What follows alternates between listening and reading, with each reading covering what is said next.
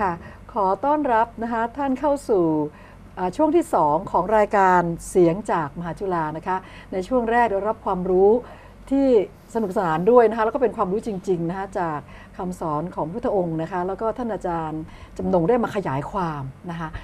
ให้เราได้รับความรู้ที่มากขึ้นนะคะโดยเฉพาะข้อแรกซึ่งดิฉันเพิ่งจะนำเรียนไปว่าการละความชั่วทั้งปวงนะคะก็คือข้อห้ามในศาสนาของเราก็คือศีลคือข้อห้ามนะจากการประพฤติชั่วทั้งปวงซึ่งมีอยู่5ประการนะซึ่งทุกท่านก็ทราบดีอยู่แล้วแต่พอการปฏิบัตินะที่จะไม่ล่วงศีลหรือไม่ทำให้ศีลขาดนะมันยากค่ะยากนะคะยากมากค่ะนะคะเพราะฉะนั้นเมื่อกี้ยังคุยกับคุณจำลองรักอยู่นะคะว่าโอ้โหมันยากเพราะว่าการกระทำนะคะท่านคะการกระทำกรรมคือการกระทำถูกต้องนะคะมันต้องประกอบด้วยเจตนาถูกไหมคะถ้าไม่มีเจตนาไม่ถือเป็นกรรม แต่ว่า เห็นไหม ถือเป็นกิริยา เป็นกิริยา ถ้าไม่มีเจตนาถือเป็นกิริยาถ้าจะไปตีคนไปตีหมาแมว อย่างนี้เป็นกิริยา แต่ว่าเจตนาที่จะไปทำลายเขาไม่มีใช่ไหมคะ ก็พุทธเจ้ารับสั่งว่าเจตนาหังพิกเวกัมมังวทามิภิกษุทั้งหลายเราเรียกเจตนาว่าเป็นกรรมพอไม่ตั้งเจตนาแล้วเป็นกรรมทีนี้อย่างคุณจำลองรักขาเราจะทำบุญเลี้ยงพระทำบุญเลี้ยงพระนะคะบุญใหญ่เลยปลื้มเลยนะคะไปสั่งแม่ค้าโดยด่วนเลยเตรียมไก่ไว้5ตัวอย่างเงี้ยนะคะพรุ่งนี้เช้าจะแข่งไก่นะคะถวายท่านอันนี้ผิดไหมคะบาปไหมคะก็เราไปฆ่ามันก็บาปแล้วครับเจตนาที่เราไปสั่งแม่ค้าโดยที่เราไม่ได้ฆ่านะคะก็มีส่วนมีส่วนใช่ไหมคะว่าให้เขาเตรียมไก่ไว้5ตัวสดๆเลยอย่างเงี้ยนะคะเพราะฉะนั้นอันนี้คือเราสั่งถูกไหมคะเราสั่งนะคะแต่ถ้าไปตลาดเราก็ไปซื้อไก่ที่เขาทำเสร็จแล้วเราไม่ได้สั่งอันนี้ไม่เป็นไรนะคะแล้วทีนี้ตัวผู้กระทำอย่างแม่ค้าในตลาดนี่ก็น่าสงสารเงินนะประกอบอาชีพนะคะก็ต้องฆ่าเนาะต้องฆ่าต้องทุบหัวปลาต้องเชือดไก่อะไรอย่างนี้ อันนี้คือเขาทำก็เป็นความผิดของเขาเป็นความผิดของเขาที่เขาเลือกประกอบอาชีพเช่นนี้ใช่ไหมคะทีนี้ถ้าสมมุติว่าขอเรียนถามเป็นความรู้นะคะท่านคะตัวพระภิกษุอะค่ะพระภิกษุถ้าท่านฉันเนี่ยคืออาหารมาเนี่ยถ้าเปิดทราบเนี่ยทราบว่าเขาฆ่าเพื่อท่านนี้ก็ไม่ได้ใช่ไหมคะฉันแล้วเป็นอาบัติฉันแล้วเป็นอาบัติอันนี้เป็นความรู้เลยนะคะว่าคือพระสงฆ์นี่ท่านก็จะไม่ทราบเนาะว่าทำอะไรใครญาติโยมทำอะไรมาให้อย่างนี้ใช่ไหมคะก็ต้องฉันเข้ามาตั้งแล้วก็ต้องฉันแต่ทีนี้ถ้าเผื่อว่าทราบถ้าทราบไม่ได้นะถ้าทราบไม่ได้นะคะข้อนี้สำคัญนะคะคุณจำลองรักค่ะเราอะสั่งเก่งจังเลยนะคะอยากกุ้งปลาายำทั้งหลายเนี่ยนะคะจอมสั่งเลยนะคะเพื่อจะมาทำบุญนะคะทีนี้ต้องเปลี่ยนแล้วล่ะคือไปเลือกซื้อเอาที่เขาวางไว้สำเร็จแล้วนะคะแล้วก็มาประกอบอาหารอันนี้จะดีกว่านะคะเพราะมันเป็นชีวิตประจำวันนะคะท่านผู้ชมก็จะได้มีข้อคิดตรงนี้ไว้ด้วยนะคะว่าไม่ต้องไปสั่งนะคะเห็นอะไรก็ซื้อมานะเรามาประกอบอาหารถวายอันนั้นจะปลอดภัยนะคะเราก็จะพ้นจากศีลข้อนี้ซึ่งสำคัญที่สุดนะคะแล้วเมื่อกี้ก่อนที่จะจบรายการในช่วงแรกนะคะอันนี้ที่ฉันติดใจมากเลยคือการเสพนะเสพเนี่ยมันหมายถึงไม่ต้องดื่มใช่ไหมคะรวมทั้งดื่มทั้งดมก็ไม่ได้ดมก็คือเสพเหมือนกันใช่ไหมคะดมกาวอะไรพวกนี้ก็ไม่ได้นะคะไม่ได้นะคะสูบบุหรี่ก็ไม่ได้นะคะไม่ได้นะคะอันนี้เพราะมันเป็นเหตุทำให้เกิดความประมาทค่ะนะคะทำให้เกิดประมาทแล้วมันทำความชั่วทุกอย่างได้หมดนั่นไงนะคะนิดเดียวนะคะนิดเดียวอันนี้ข้อ5นี่ถ้าจะเป็นอะไรที่เหมือนควบคุมตัวเองไว้เลยมั้งคะใช่ใช่เพราะว่ามันขาดสตินะแล้วก็พอมันขาดสติพอมึนเมาเนี่ยก็คือขาดสติสัมปชัญญะไปแล้วนะคะเพราะฉะนั้นก็ย่อมที่จะทำความผิดได้ทุกกรณีนะคะจากความมึนเมาความขาดสติเพราะฉะนั้นคำว่าเสพเนี่ยสำคัญที่สุดคือทุกคนจะไปมุ่งว่าสุราเมรยะเพราะฉะนั้นข้าพเจ้าไม่ดื่มสุราอย่างเดียวคือข้าพเจ้าพ้นแล้วไม่ใช่แล้วบางคนจะบอกว่าผมดื่มเป็นระยะ อันนี้ยอดเลยนี่ต้องบอกเลยว่ายอดเลยนะคะตีความได้บิดเบือนตีความได้เยี่ยมเลยนะคะบิดเบือนจากความเป็นทีนี้ขออนุญาตเลยค่ะท่านคะ ถ้าเผื่อว่าสุรานั้นน่ะนำมาเข้ากับยา เป็นยาดอง เป็นยา ที่หนูเคยได้ยิน ถ้า ใช่ เป็นยา ใช่ ก็ไม่เป็นไรนะ อ่า นะคะ เพราะว่ามันมียาหลาย ค่ะ อย่างที่เราไม่ทราบ ที่เขาต้องใส่สุรา เอาเป็นตัวผสมยาสมัย ยา ก่อน ดองเหรอฮะ อ่า ที่โบราณเขาเรียก ใช่ใช่ใช่ไหมคะ อันนั้นคือมันต้องเข้าสุราใช่ไหมคะต้องเอาสุรามาดองใช่ไหม เนี่ย คะ ก็ไม่สุราไปกระสายเลย อ่า มีเหมือนกัน อ๋อนะคะอันนั้นถือว่าไม่ผิดนะคะ คือ จะดื่มทุกวัน แต่ ดื่ม ว่า ทุกวันยาดอง ก็มันก็เลยติดใช่ไหม ผิดดูสิคะ มันก็เป็นโทษอะที มันเป็นโทษเนาะใช่ไหมคะถ้าพูดกันจริง ๆ แล้ว แต่มันไม่ถึงกับมึนเมาเยอะใช่ไหมคะไม่ทราบกันฉันไม่เคยทาน แพทย์แผนใหม่อะค่ะเขาเคยแนะนำ ค่ะ เขาบอกว่าคือพอดีตัวเอง ค่ะ อะเป็นความดันต่ อ๋อ ำเขาบอก ค่ะ ให้จิบเบียร์ นั่นไงอ๋อถือเป็นเบียร์เป็นยา ฮะแต่ทีนี้ใน ท่าน ใจ ค่ะ ก็ไม่ ค่ะ ชอบก็เลย ค่ะ ไม่ได้เอาวิธีนี้มาใช้ อันนี้ ค่ะ ก็มีพระท่านถามผม ค่ะ บอกว่าอย่างเวลาผมไปงาน ค่ะ สโมสรสันนิบาตเนี่ยก็มี ค่ะ การดื่มถวายพระพร ค่ะใช่ ก็ต้องยก ยก แก้ว แก้ว สุราขึ้นใช่ไหม ค่ะ เข้ามาแจกเลย ค่ะ แล้วท่านถามผมว่าแล้วผมทำไง ค่ะ บอกเขามาแจกผมก็รับก็ ค่ะ ถือไว้ อ๋อ แล้วเดี๋ยวเขาเชิญดื่มถวายพระพร ค่ะ ผมก็ยกขึ้น ค่ะ เหมือนกับจะดื่ม แต่ผมไม่ แต่ไม่ดื่ม นะ นั่นใช่ไหมคะอันนั้นคือกิริยาที่ทำเท่านั้น นะ พอ แต่ว่าไม่ได้ไปดื่มนะคะ อันนี้คือเราไม่ผิด นะ มันไม่ผิดเลย เพราะเดี๋ยว ทำแค่กิริยานั่นเอง ไปเดี๋ยวเขาก็มาเก็บแก้วแล้วก็ส่งคืน ก็หมด ไป แล้ว ก็หมดเรื่อง เขาก็ไม่ทราบว่าเราจิบหรือไม่จิบ แต่บางคนนี่บอกโอ้โหเหล้าอย่างดี ไม่ได้ เงียบหมดเลย นะคะอันนี้เป็นข้อปฏิบัตินะเป็นข้อปฏิบัติแล้วก็ข้อที่ห้ามเลยนะคะใน 5 ประการ เพราะฉะนั้นในกระแสปัจจุบันนี้ค่ะคุณจำลองรัตน์คะเขาจะมีหมู่บ้านศีล5นะคะ ใช่ ใช่ไหมคะที่แข่งขันกันอยู่ ร ร ณ ณ ร รง ง ค์ ค์ให้เป็นหมู่บ้านศีล5นะคะ นะ ในทุกองค์กรเลย เดี๋ยวนี้ นะคะ ยักมีมากขึ้น ค่ะ นะก็ดี นะคะ ค ก็ รับ ดีค่ะดีในความเป็นไปแล้วถ้าทำได้นะคะ ถือว่าดีมากๆ แต่ว่าก็ต้องระมัดระวังนะคะระมัดระวังถือว่าศีลนั่นนะคะมันจะให้ล่วงไปเนี่ยนะคะมันก็คือต้องมีองค์ประกอบที่ทำให้ศีลขาดนะคะต้องครบองค์ประกอบองค์ประชุมเขานะคะแล้วก็ถึงจะล่วงศีลไปแล้วนะคะทีนี้อย่างที่ท่านได้บอกเราไว้แล้วนะคะศีลกับธรรมอ่ะต้องคู่กันนะคะมันจะเป็นตัวบังคับเป็นตัวกำหนดนะคะว่าเราควรจะมีสิ่งนี้มาประคองสิ่งนี้นะคะเพื่อว่าจะไม่ให้ศีลนั้นขาดนะคะเพราะฉะนั้นอันนี้คือข้อแรกเลยนะคะการ ละเว้นชั่ว ละเว้นชั่วนะคะผ่านไปแล้วนะคะทีนี้ไอ้ข้อที่ทำจิตใจให้ผ่องใสอะสินะคะมันผ่องใสจริง ๆ ตรงไหนอะคะ อันนี้ ท่าคะ สำคัญมากครับ ทำตรงไหนอะผ่องใส คือเรื่องพุทธศาสนาเนี่ย ค่ะ ถ้าไปอ่านคัมภีร์ ค่ะ พระธรรมบทนะครับ ค่ะ ซึ่งมี 8 ภาค อ่ ภาคแรกเนี่ยเริ่มต้นด้วยเรื่องนี้เลยเทวเขาเรียกมโนปุพังคมาธรรมามโนเสสามโนมยา ว่าสิ่งทั้งหลายเนี่ยมีใจเป็นหัวหน้า ใจเป็นประธาน มีใจประเสริฐที่สุด อืม สำเร็จ ค่ะ ด้วยใจ สำเร็จด้วยใจ มนัสสาเจปทุเถนะภาสติวากโลติวา ค่ะ ถ้าจิตมี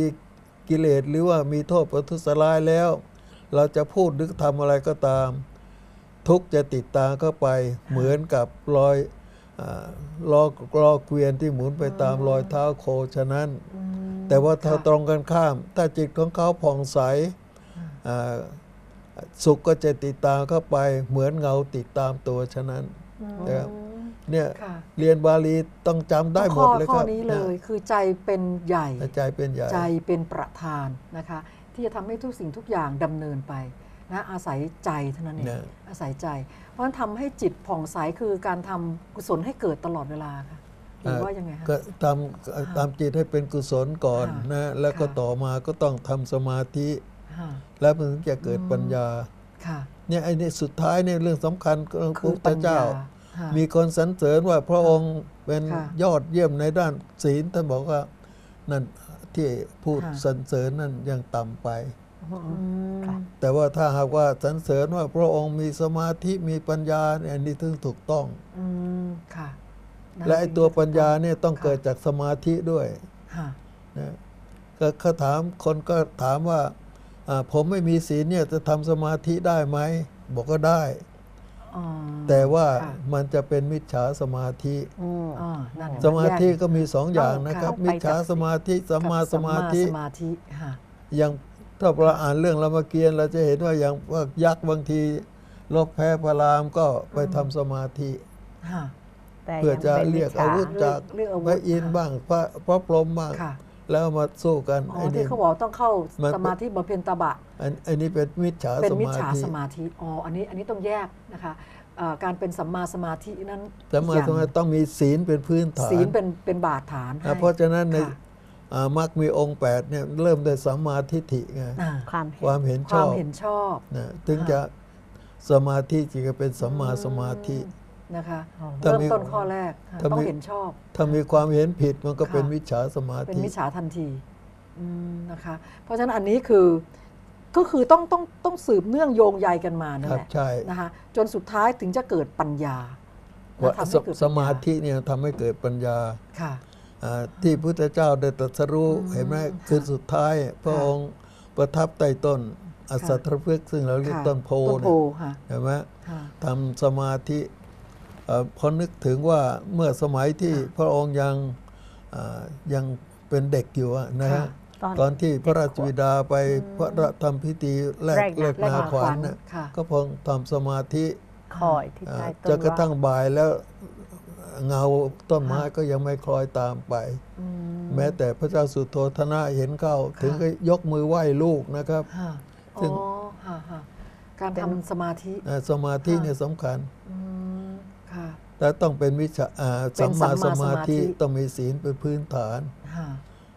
สมาธิจึงเกิดปัญญา ค่ะ นะที่พระเจ้าตรัสรู้ก็ตรัสรู้ก็เพราะว่าทำสมาธินี่แหละ แต่เป็นสัมมาสมาธิ ที่ถูกต้อง นะจึงได้ตรัสรู้ ค่ะ แล้วทีนี้ถ้าเผื่อว่าอย่างที่ท่านกล่าวเมื่อกี้นี้ค่ะ ที่บอกว่าถ้าไม่มีศีล จะเจริญสมาธิ จะเดินได้ ได้ แต่มันจะอาจเป็นมิจฉาสมา อ๋อ ธิ อาจเป็นมิจฉาสมาธิ นะ นะคะเพราะฉะนั้นเราต้องมีศีลบังคับ ครับ ก่อน ใช่ ใช่ไหมคะ แล้วถึงจะเจริญสมาธิได้นะคะ เพราะฉะนั้นถ้าพูดถึงเรื่องสมาธินี่ก็คงจะอีกยาวคุณจำลองรักค่ะ เพราะมันจะแยกแตกแขนงไปเยอะมากนะคะมีความละเอียดละออมากนะในการเจริญสมาธินะจนกระทั่งเกิดปัญญา ซึ่งขั้นตอนหรือว่าการปฏิบัติเนี่ยนะคะก็จะต้องมีความรู้นะจากครูบาอาจารย์ท่านคอยแนะนำคอยสั่งสอนนะคะว่าจะเป็นเช่นไรนะถึงจะบรรลุในข้อที่บอกว่าให้เกิดปัญญานะคะขึ้นมาได้นะคะการเกิดปัญญาจากสัมมาสมาธิอันเนี้ยถือว่าเป็นปัญญาขั้นสูงสุดหรือยังคะ ใช่ เป็นปัญญาขั้นสูงสุด ก็ ค่ะ สัมมาสัมโพธิญาณก็เพราะว่านี้ครับ ค่ะถึงได้พระองค์ถึงได้เป็นองค์สมเด็จพระสัมมาสัมพุทธเจ้าคือตรัสรู้ตรงนี้ได้นะได้ปัญญาปัญญาที่แท้จริง คือพวกเราจะไปเข้าใจกันในเรื่องของปัญญาคือความรู้นะคะ ไม่ใช่ โดยมากบุคคลจะเข้าใจกันว่ามีปัญญาคนนี้ปัญญาดีมันคนละความหมายใช่ไหม คือ คนละความหมาย ปัญญาทั่วๆไปเนี่ยมันมี3ขั้น ค่ะ สุตมยปัญญาปัญญาที่เกิดจากการได้ยินได้ฟัง การฟัง นะ ค่ะ จินตามยปัญญาปัญญาที่เกิดจากการคิด คิด แล้วก็ภาวนามยปัญญาปัญญาที่การทำให้เจริญยิ่งขึ้นนะครับ ค่ะ เพียงแต่เราได้ยินได้ฟังได้ความรู้ ค่ะ มาเนี่ย ค่ะ ยังไม่ถือเป็นปัญญาชั้นเยี่ยม ยั จ งไม่ ริง ยัง ๆนะ ใช่ มัน ไหม เป็น คะ เบื้องแรก ค่ะ ๆแต่เมื่อศึกษามาแล้วได้ความรู้มาแล้วก็ต้องเอามาคิดอีก ค่ะ ว่าที่สอนมาเนี่ยถูกต้องไหม เป็นจินตา นะ ค่ะ คือพระพุทธเจ้าที่ได้เสด็จออกบวชเนี่ย ค่ะ ก็เพราะพระองค์ไปเห็นว่ามีคนแก่ก็ถามในฐานะซึ่งเป็น ค่ะ สารถีว่าทำไมต้องแก่ ในฐานะก็บอกธรรมดา ค่ะ แล้วไปเห็นคนตายก็ถามในฐานะก็บอกธรรมดา ค่ะ ไปเห็นคนเจ็บก็ในฐานะก็บอกคนธรรมดา แต่พระองค์เราถามว่าแล้วธรรมดานี่มันคืออะไร ค่ะ ก็พระองค์เรียนศิลปศาสตร์18 ประการยังไม่ทราบ ก็ในชั้นหน้าคนขับรถจะทราบได้ยังไงล่ะนะอันนี้ก็เป็นเหตุทำให้พระองค์ต้องเสด็จออกบวชนะเพื่ออาจจะรู้ว่ามันเนื่องมาจากอะไร ความ นะ จริ ครั ง บ เนี่ยเป็นยังไง อ่าน นะคะสิ่งนี้เป็นความจริงนะคะจะมีมันจะอุบัติขึ้นมาเป็นอย่างนี้ ครับ ของโลกอยู่แล้วใช่ไหมคะ เพราะว่าไอ้ที่เขาเชื่อถือกันในสมัยนั้นน่ะเขาบอกว่าความสุขเนี่ยมันมี2 ทาง ค่ะ หนึ่งคือการเสพกามให้ถึงที่สุด อ่า แล้วมันก็เป็นความสุข ค่ะ อีกพวกหนึ่งก็ทรมาน ให้ กาย ถึงที่สุด ให้ถึงที่สุดก็จะเป็นทางพ้นทุกข์ ค่ะ ก็พระองค์แต่งงานเมื่ออายุ ค่ะ 16 จนกระทั่งอายุ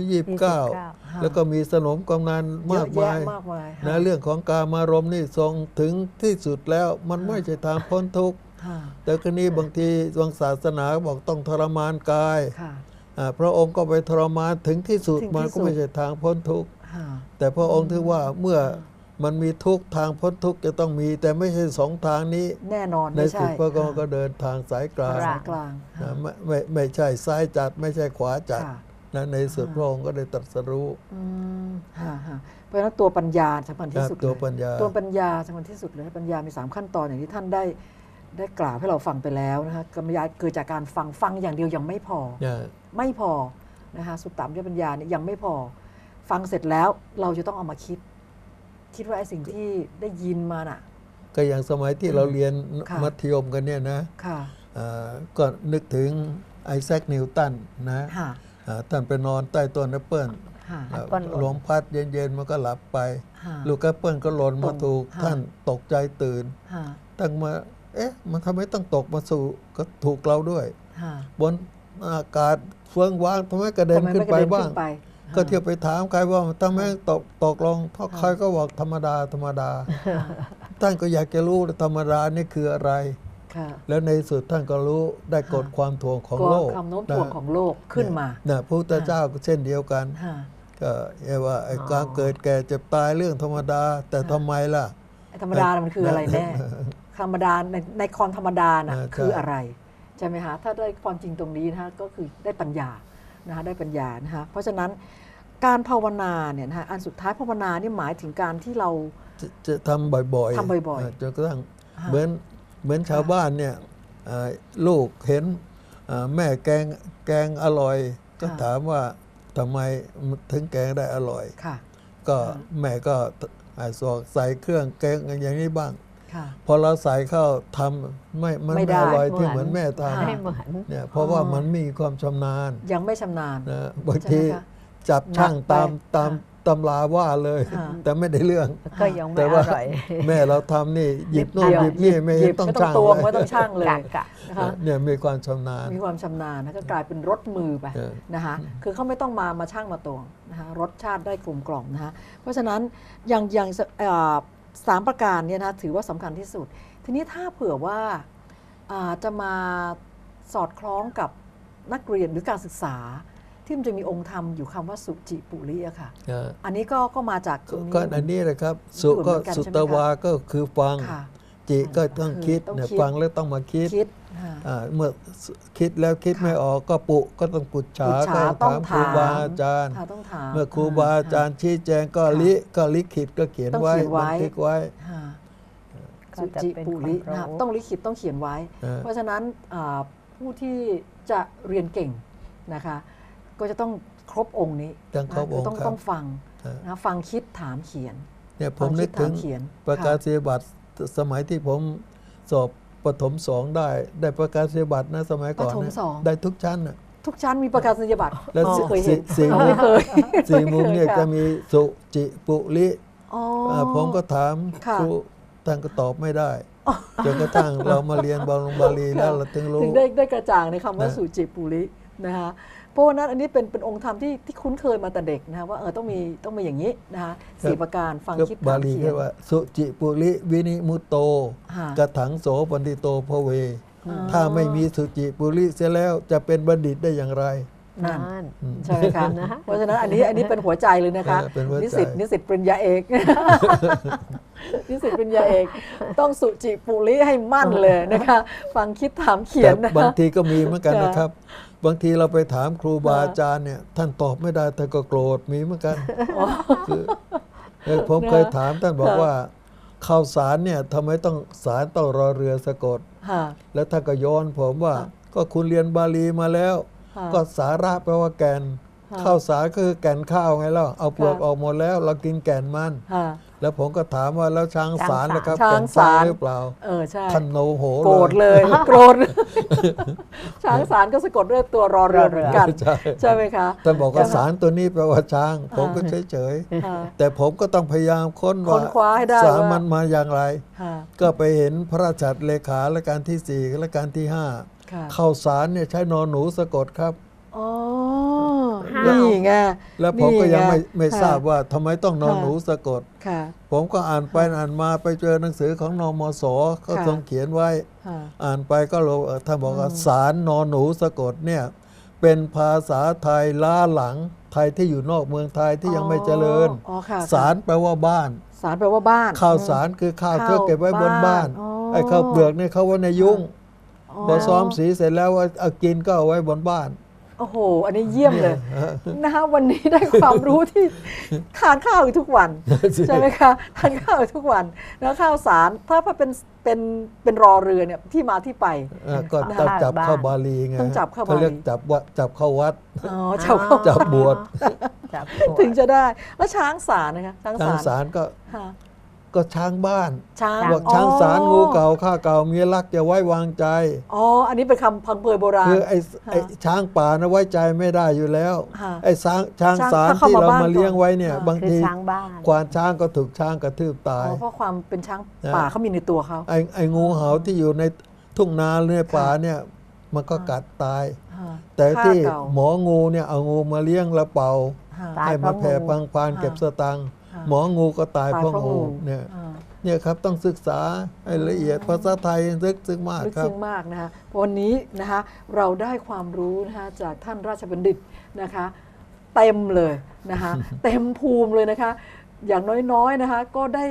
ด้องค์ความรู้ที่ดีมากๆเนี่ยข้าวที่เรารับประทานทุกวันเนี่ยทราบแล้วนะคะข้าวสารเนี่ยมีที่มาที่ไปอย่างดีเลยนะคะ แล้วก็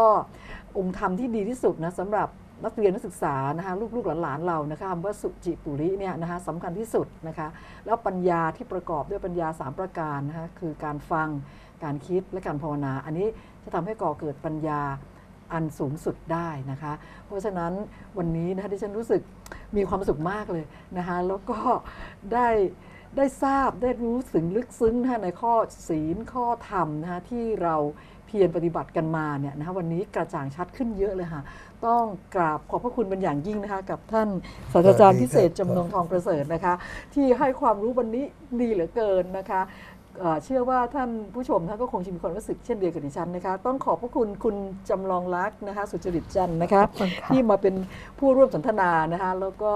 ได้ช่วยกันนะคะได้ประคับประคองกันนะคะกับข้อความนะที่เราจะได้นำมาเสนอต่อท่านผู้ชมนะคะวันนี้นะคะดิฉันดร.กฤติกาวลัยนะคะท่านศาสตราจารย์พิเศษจำนงทองประเสริฐและคุณจรองรักสุจริตจันทร์นะคะขอกราบลาท่านผู้ชมที่เคารพทุกท่านไปก่อนค่ะอาทิตย์หน้าพบกันใหม่เช่นเคยนะคะสวัสดีค่ะ ครับ สวัสดีค่ะ